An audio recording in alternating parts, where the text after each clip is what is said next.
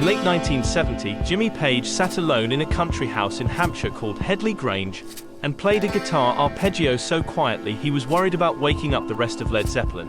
Robert Plant woke up anyway, came downstairs, and wrote most of the lyrics in one sitting while Page kept playing. The song they created that night has topped polls of the greatest rock song ever made for 50 years. It has been requested on radio more than any other song in history. Atlantic Records begged them to release it as a single. They refused every time. This is the story of Stairway to Heaven, how it was made, what it means, and why it refuses to go away. Headley Grange was a former workhouse in Hampshire that Led Zeppelin had rented as a rehearsal and recording space for what would become their fourth album. The appeal was isolation. No distractions, no schedules, no one telling them when to stop. The Rolling Stones had used it. Fleetwood Mac had used it. For Led Zeppelin, it became the place where everything clicked.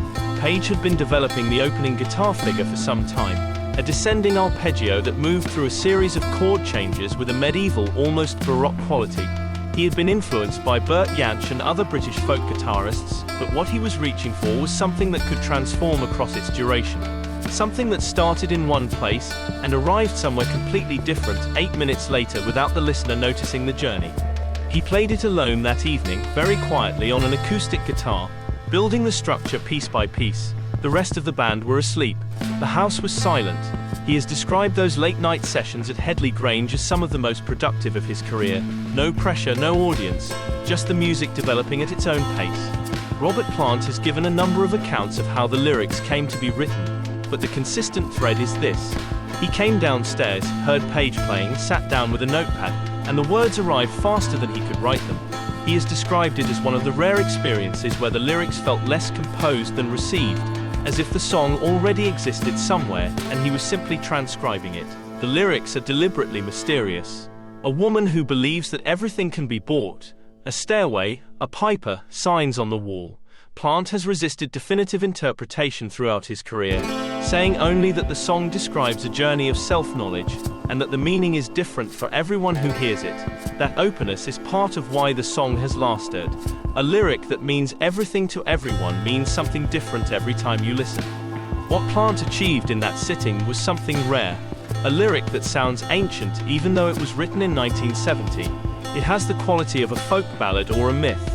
Whether that was deliberate or instinctive, even Plant cannot fully say. Stairway to Heaven is 8 minutes long and contains 3 or 4 distinct musical sections that would each be a complete piece of music in their own right. That architecture is one of the things that makes it so unusual. It begins with the acoustic guitar arpeggio, intimate, finger-picked, almost private. A recorder joins, then Plant's vocal, quiet and careful. The song has barely begun and it already feels like something worth protecting. The electric guitar enters gradually, building pressure. By the midpoint, the full band is in, but gently controlled. Then John Bonham's drums arrive. That moment, roughly 5 minutes in, is one of the most effective dynamic shifts in rock music. The song has been building toward it since the first note, and when it lands, it feels both inevitable and astonishing. The final section, Hard Rock Bonham fully unleashed, Plant at the top of his range, is the same song the opening section was, transformed almost beyond recognition. 8 minutes, one journey, no chorus. Page's guitar solo arrives in the final third of the song, and is widely considered one of the greatest solos in rock history. Though it is heard less often in this context than Gilmour's work on Comfortably Numb, partly because the song itself is so dominant that the solo sometimes disappears into it. Page recorded several versions and assembled the final solo from different takes, using a 1959 Fender Telecaster that had been given to him by Jeff Beck. He has described the solo as an attempt to match the emotional journey of the whole song in miniature. Starting controlled, building, releasing. The final note of the solo, held, bending, fading, leads directly into Plant's final verse with a precision that sounds composed but was largely intuitive. The solo is technically demanding, but what makes it exceptional is not the technique. It is the fact that every note sounds necessary. Led Zeppelin IV was released in November 1971 with no band name on the cover, no title on the cover, and 4 mysterious symbols in place of credits. Atlantic Records were not pleased. The label had been pushing for a more commercial approach, and the decision to release an anonymous album with an 8-minute non-single as its centerpiece was not what they had in mind. They pushed for a single release of Stairway to Heaven. Page and Plant refused. Their position was that the song was an album track, that it was designed to be experienced as part of something larger, not extracted and played on radio between advertisements. The refusal held throughout the band's career. Stairway to Heaven was never commercially released as a single during Led Zeppelin's lifetime. What happened instead was that radio stations played it anyway, constantly, without restriction, because the song was on an album everyone owned. By the mid-1970s, it was the most requested radio song in America. By the 1980s, it had become so ubiquitous that guitar shops had reportedly started putting up signs saying, "No Stairway to Heaven," to stop customers testing guitars with it. That sign appeared in the film Wayne's World in 1992. The joke worked because everyone knew exactly what it meant. In the late 1970s and early 1980s, a number of religious groups in America claimed that Stairway to Heaven contained a satanic message when played backwards, a technique called backmasking. The specific claim was that a section of the song reversed contained the phrase, "My sweet Satan." Page and Plant both responded with a mixture of dismissal and bemusement. Plant's response in one interview was essentially, "If we were going to put a message in a record, we'd do it so you could hear it." He has a point. The supposed backwards message is audible only if you are told what to listen for and concentrate hard.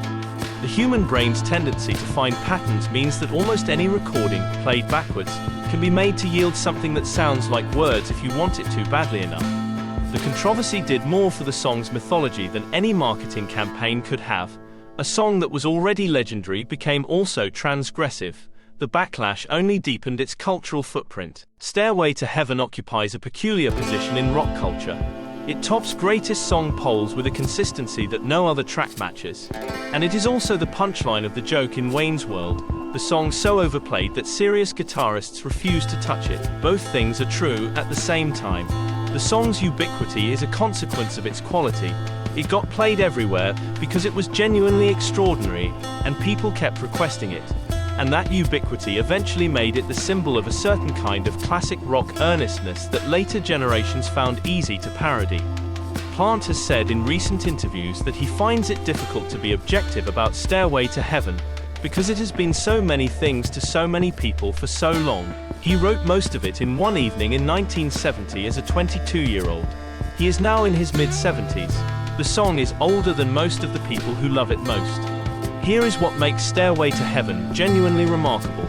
Not that it topped the polls, not that it was never a single, not the backwards message controversy. It is that Jimmy Page sat alone in a country house in 1970 and played a quiet guitar part that he was worried would wake people up. And what came out of that quietness was something that has outlasted almost everything else that was made that year, that decade, that era. Rock music does not often reward restraint. Stairway to Heaven begins as quietly as any song in the genre, and arrives somewhere enormous, without you quite being able to say when the transformation happened. That is a compositional achievement that very few musicians at any point in history have managed. It starts with a woman buying a stairway to heaven. It ends with something that sounds very much like she found one. If you enjoyed this story, subscribe for more, and tell me in the comments, when did you first hear Stairway to Heaven, and what did it mean to you?